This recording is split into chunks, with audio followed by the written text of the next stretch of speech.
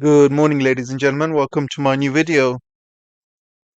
So, is this the unconditional surrender by the United States and by Israel to Iran? I will explain. Before I start, don't forget I've got a second channel that I've started, and make sure you subscribe to that channel. The link is in my description. So, go to that channel, guys. There's a lot of stuff happening there. There's a lot of videos you haven't seen, and I look forward to seeing you there. Without further ado, let's start with the show. So it sounds like United States has completely surrendered to Iran. Do you remember months ago when President Trump attacked Iran and he put on his Twitter post unconditional surrender, and he said over and over again, he said, I will not stop attacking Iran until I have an unconditional surrender. Do you remember he said that many times, guys? Not even once. And all of his buddies were egging him on, all his Israeli Jews and all the Zionists. You have all of his close associates, Lindsey Graham. They're all warmongering, all of them. Mark Levine and all of them, guys. And after a good beating, and United States did get a very good beating, guys. They haven't had this kind of beating for a long time. For a long time. Not even the Gulf War, they've had this much beating. I'm serious, guys. I think the last time they had this much of a beating was in Vietnam. But it doesn't beat Vietnam, obviously, because I think in Vietnam they've had huge number of deaths. They've lost so many soldiers, lost so much money, credibility. But still, I think this has been a real good beating to the United States. So we all knew that Israel is not going to be happy with it. We all knew that they're going to try and sabotage this deal somehow. We all knew that. So President Trump announced this deal today. He said he's going to sign this deal today. It's going to happen today. And Israel started attacking Beirut. And there's a lot of people that might say, oh, hang on a second, Israel didn't attack Beirut. Hezbollah attacked Israel. Well, let me tell you something, guys. Who's invaded who? The last time I checked, it was Israel who invaded Lebanon. So they are the occupiers. And under international law, you know, resistance fighters can use any method under international law to fight their occupiers. So if Israel is the aggressor, they are the occupiers, Hezbollah can do whatever the hell they want. So it doesn't matter what Hezbollah does. End of the day, Israel is the aggressor here. They're the ones that have occupied Lebanon land. So President Trump, I think it was his birthday today, and I think he wanted to sign this deal on his birthday. Then suddenly Netanyahu started attacking Beirut, and Iran then said that they're going to start attacking Israel. They started closing their airspace, and they were getting the missiles ready. And in the last moment, and I'm saying, literally in the last moment, guys, President Trump just caved in to all of Iran's demands. I'm not joking. These are I'm seeing unconfirmed reports everywhere. It's coming from Israeli media. It's coming from even Fox News. It's coming from Iranian media. That President Trump got so pissed off by Netanyahu's action in Beirut. President Trump just agreed to everything, to Iran's demands. And when I say everything, I mean everything, including, he said, 300 billion will be given to Iran in various, methods. For example, they will unfreeze all of Iran's frozen assets. They would lift all sanctions of Iran. They would give reconstruction money coming from the Gulf, GCC countries. They've all agreed to this. They said all the Gulf countries will start sending reconstruction money to Iran. and the whole package is going to be around 300 billion.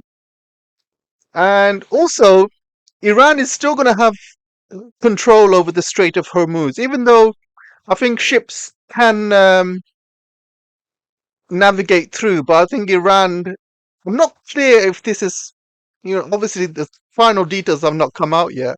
But from what I can see, Iran can still charge some toll, not the full toll, but I think it's a small toll. I think some sort of security toll or something like that.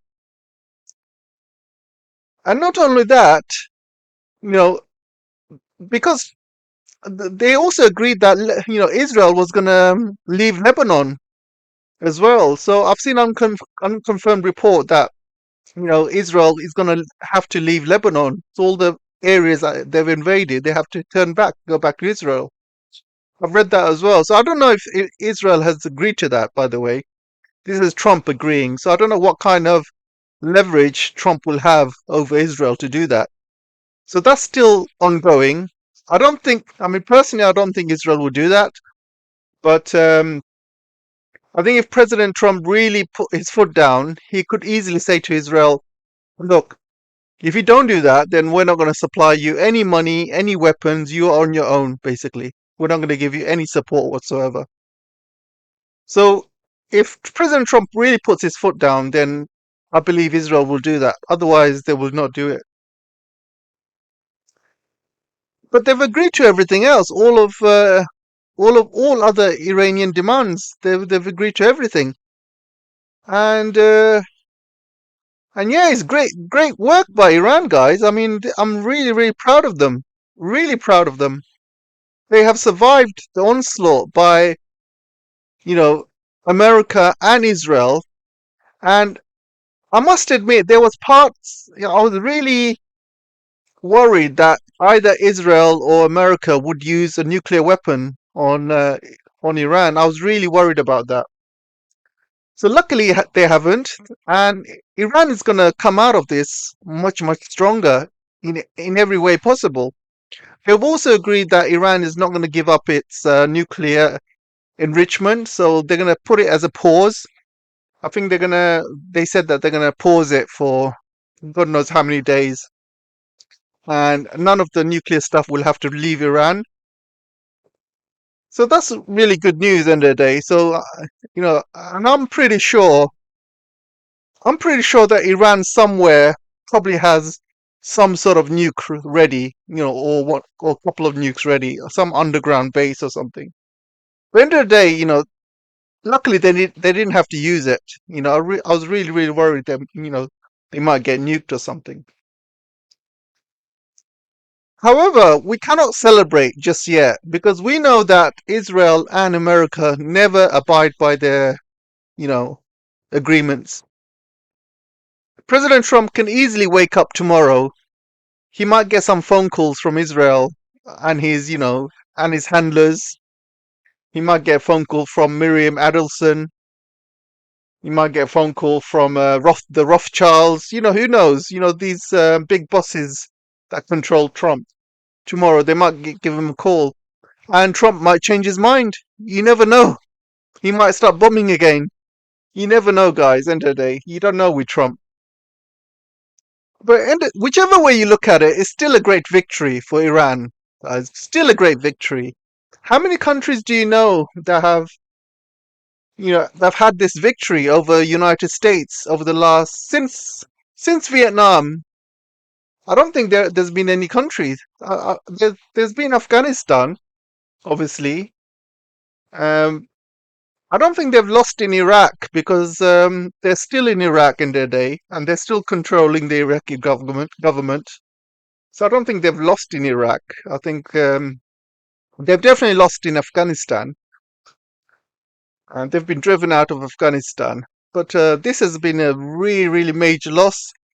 And I don't think Trump can recover from this, guys. I think Trump has basically trapped himself. Iran has won. And I think what Israel is going to do is they're going to try and get Trump out of office. I think in the midterms, Israel is going to really push to get Trump out. They're going to get all the all their puppets in Congress and Senate to vote him to, you know, get him out in terms of impeachment. They're all going to vote for impeachment. I think all the Israeli backed media, because all the media is backed by Israel. They all own all the, you know, media stuff. And I think over the next few weeks, you're going to see lots of articles about EP Stein, if you know what I mean, guys. Obviously, I can't say the word because YouTube, for some reason, if you mention his name, YouTube just demonetizes your video. So I think there's going to be a lot of articles about that coming out over the next few weeks. And I'm also worried there might be a false flag in America because Israel is capable of anything, guys. And I think they are very, very capable of doing another false flag similar to 9/11 and blaming it on Iran. And then America will have no choice but to go back to attacking Iran. I think that might happen as well. I hope it doesn't, but that might happen. But yeah, it's been. I'm really, really happy about it, guys. I'm really happy for the Iranians. I'm sure that they're all celebrating in the streets right now, and they deserve it, guys. I think they've been through a lot, and I think the whole world is very, very proud of them that they didn't, you know, they didn't. How would you say? Um, they kept to their guns. You know, they kept their dignity. They kept their um, you know, they were brave. They were courageous, and they never gave up on their morals.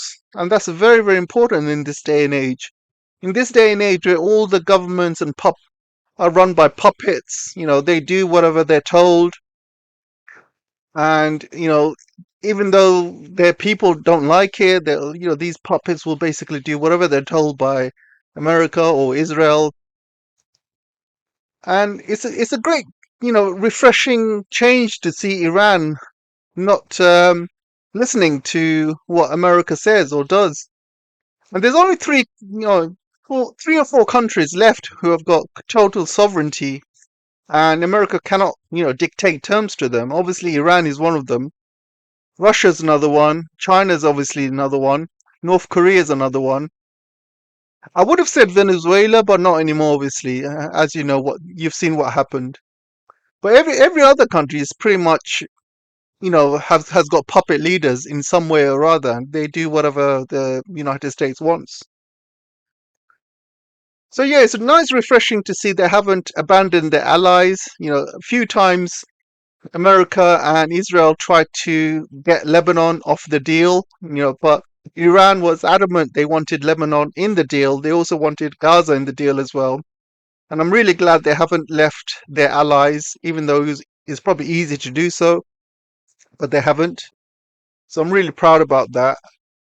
So going forward, I think this is going to be embolden. This is going to embolden all the countries, all the leaders in the region. I think the Gulf states will have no other choice but to gravitate towards Iran and ask Iran for security. And I think slowly you will see some of these Gulf countries, you know, basically getting rid of these American bases, Israeli influence, and they will also start to using less and less dollars. They'll start using other currencies, and maybe they might use the Chinese yuan or even the Iranian currency as well, or the Russian currency. So you're gonna. This is just a start in the beginning. I think that slowly now they're gonna start getting rid of American influence in the region, and all the Gulf countries will start looking at Iran to basically support them, you know, provide them the security. Because end of the day, Iran has protected Lebanon. No other country has done that. No other country in the world has done that. You know, no country in the world has stood up for Lebanon except Iran. You know, even the Gulf countries, Lebanon's supposed to be mainly Arabs. You know, these are Sunni Arab Muslims and Christians as well. Many Christians living in Lebanon. And the Christian world has stayed silent, and the Muslim Arab world has stayed silent. Only Iran has stood up for the Lebanese. You know, and that tells you a lot. Iran is the only country in the region who's fighting for truth and justice. And I'm really proud of them for that, guys. I'm really proud of them. And I think the world is proud of them as well. I think the world has given, you know, a lot of respect to Iran. And things will change now in Iran with all this money and reconstruction costs coming into Iran. And, countries will now look to Iran for security. So their military industrial complex will increase. They'll have a lot more weapons to sell to the world. Plus, countries will sell them weapons. Like you'll see a lot more Chinese and Russian weapons going into Iran. Iran will soon have an air force, and yeah, and in terms of the economy, once the sanctions are lifted, you will see Iran selling oil and gas to the rest of the world. And Iran was a sleeping tiger all these years, guys. You're going to see Iran really awoke, really awake from its sleep. Last 50, 60, 70 years, they've been under heavy sanctions ever since the 1979 Islamic Revolution. So you're going to see a huge resurgence of Iran, and there will be, they've obviously been a superpower in terms of military superpower, but they will be an economic superpower as well because they have everything they need to be an economic superpower. They have all the oil, they have all the gas, and it's been written that they have 30 trillion worth of minerals in Iran, because Iran is full of mountains and minerals, and there's full of lithium in there, there's full of other important rare earths in there, and you know that the rare earth prices have really increased over the last year or so. So you're going to see a lot of money coming out of Iran. Basically, the economy is going to really boost. So if you guys do have any money to invest, I would probably suggest go to Iran and invest some money there. Buy a property or buy a business or something and watch it grow over the next 10 years. You will really get huge returns, guys, huge returns. So yeah, so I'm really, really proud of them, actually. And that's it, guys. I think it's over. It's over. One day President Trump was threatening to nuke Iran. The whole world was absolutely going crazy, thinking, "Oh my God, this is the start of a nuclear war." And the next minute, basically Iran is a clear winner, and it's America that has unconditionally surrendered. Amazing, guys! Amazing news.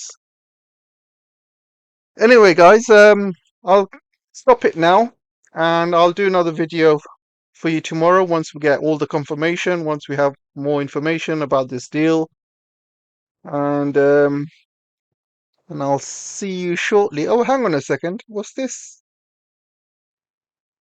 Iran has released the 14-point MOU. Oh, let's have a look. This is live, guys. I haven't seen it. So permanent and immediate cessation of war on all fronts, including Lebanon, which is exactly what they wanted.